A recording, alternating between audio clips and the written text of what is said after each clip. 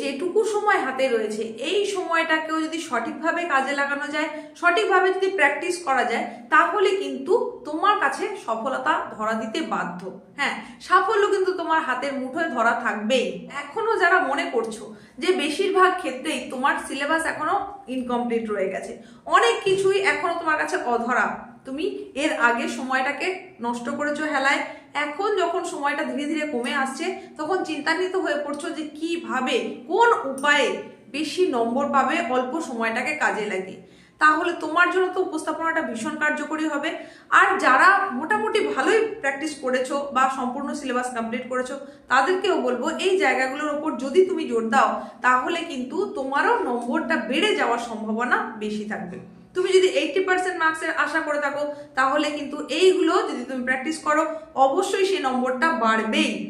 এতটাই জোরের সঙ্গে কেন বলছি, কারণ এই পেজগুলোতে এমন বেশ কিছু গুরুত্বপূর্ণ প্রশ্ন রয়েছে যেখান থেকে প্রশ্ন কিন্তু আসার সম্ভাবনা রয়েছে বোর্ড এক্সামে। তাই এই প্রশ্নগুলো তোমাকে দেখে রাখতেই হবে। যদি তোমার তৈরি হয়ে গিয়ে থাকে তাহলে তো খুবই ভালো কথা।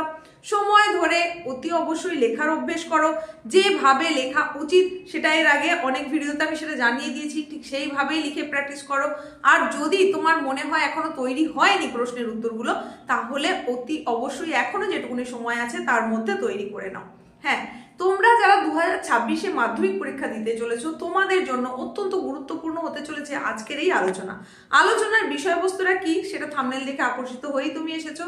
তো আজকের আলোচনায় তোমাদেরকে মাত্র কতকগুলো পেজ বলে দেব, যেই পেজগুলো তোমাদের ভূগোলের জন্য, ভূগোল বিষয়ের প্র্যাকটিসের জন্য এবং সেখান থেকে বেশি নম্বর আদায়ের জন্য একটা অত্যন্ত গুরুত্বপূর্ণ কৌশল হতে পারে তোমার জন্য। আর এই পেজগুলো কিন্তু অতি অবশ্যই খুব ভালো করে প্র্যাকটিস করতে হবে। কোথাকার পেজের কথা বলছি? তোমার টেক্সট বইয়ের না, একেবারেই নয়।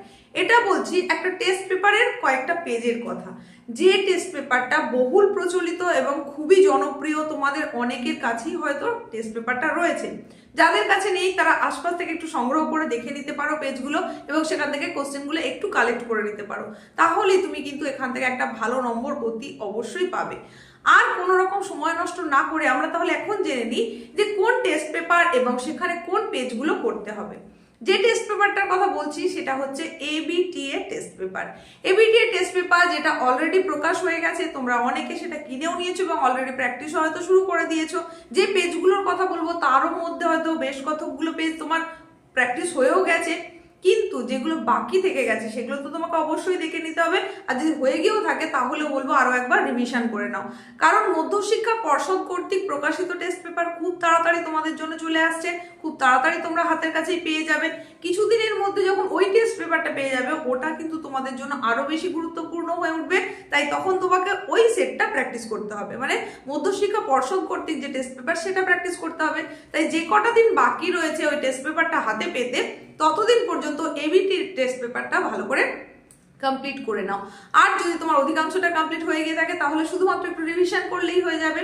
তো গুরুত্বপূর্ণ যে পেজগুলো তোমাকে দেখে রাখতেই হবে ভূগোল বিষয়ের জন্য, তার মধ্যে হাতে গোনা কয়েকটা পেজের কথাই বলছি। এই পেজগুলো কেন এত গুরুত্বপূর্ণ আগে একটু বলে দিই। এখানে এমন কিছু কিছু প্রশ্ন রয়েছে যেই প্রশ্নগুলো তোমার বোর্ড এক্সামে আসার সম্ভাবনা রয়েছে মাত্রাতিরিক্ত। তো সেই রকমই ঝাড়াই বাছাই করে দেখে নিয়ে এই এতগুলো যে সেট রয়েছে সেই সেটের মধ্যে থেকে হাতে গোনা কয়েকটার কথা বলবো, সেগুলো অতি অবশ্যই দেখে নাও, যাতে এই সেটগুলো করলে অন্তত তার মধ্যে থেকে অধিকাংশ কোশ্চেন তুমি কমন পেয়ে যাও এবং সেখান থেকে একটা ভালো নম্বর আদায় করে নিতে পারো। তো প্রথমেই যেই সেটটার কথা বলবো সেটা হচ্ছে পেজ নাম্বার 41। এবিটিএ টেস্ট পেপারের ভূগোল বিষয়ে পেজ নাম্বার 41-এ যে সেটটা রয়েছে এটা কিন্তু ভীষণ ভীষণ ভীষণ গুরুত্বপূর্ণ। এই সেটটা তোমাকে করতেই হবে। তারই সঙ্গে সঙ্গে পরবর্তী পেজ হিসেবে যেটা কথা বলবো সেটা হচ্ছে 120। এই পেজটাও অত্যন্ত গুরুত্বপূর্ণ। এখানেও কিছু কিছু প্রশ্ন রয়েছে, তাছাড়া এমসিকিউ এসিকিউ গুলো দেখলাম এমন কিছু রয়েছে যেগুলো কিন্তু তোমার পরীক্ষায় আসার সম্ভাবনা অত্যন্ত বেশি। এছাড়া রয়েছে 210। এই পেজটা অতিরিক্ত গুরুত্বপূর্ণ, তুমি এটাকে 2 স্টার দিয়ে রাখো। এটা কিন্তু বেশ গুরুত্বপূর্ণ একটা পেজ। এই পেজের প্রশ্নগুলোও করবে, আর যে যে প্রশ্নগুলো তোমার মনে হচ্ছে তুমি উত্তর পাচ্ছ না বা একটু সমস্যা তৈরি হচ্ছে, তার উত্তরগুলো পেতে গেলে অবশ্যই এখানে যে কমেন্ট বক্স খোলা রয়েছে সেই কমেন্ট বক্সে তুমি কমেন্ট করে জানাতে পারো, তাহলে তোমার সুবিধার্থে তোমার জন্য অতি অবশ্যই প্রশ্নের উত্তরগুলো নিয়ে চলে আসবো। এর পরবর্তী পেজ হিসেবে যেটার কথা বলবো সেই পেজটা হচ্ছে অত্যন্ত গুরুত্বপূর্ণ একটা পেজ, সেটা হচ্ছে 228। তুমি 3 স্টার দিয়ে রাখো, ভীষণ ভীষণ গুরুত্বপূর্ণ। এবং এখান থেকে MCQ, SAQ, বড় প্রশ্ন সবগুলোই কিন্তু খুবই গুরুত্বপূর্ণ।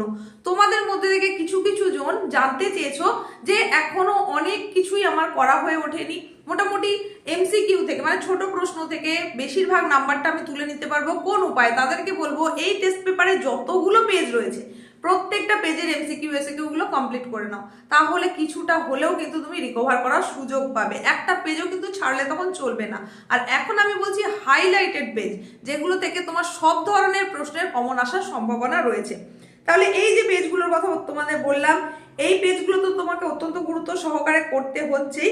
এখন তোমাদেরকে দুটো পেজের কথা বলবো যেগুলো 4 স্টার তুমি দিতে পারো, সেটা হচ্ছে 323 আর 508।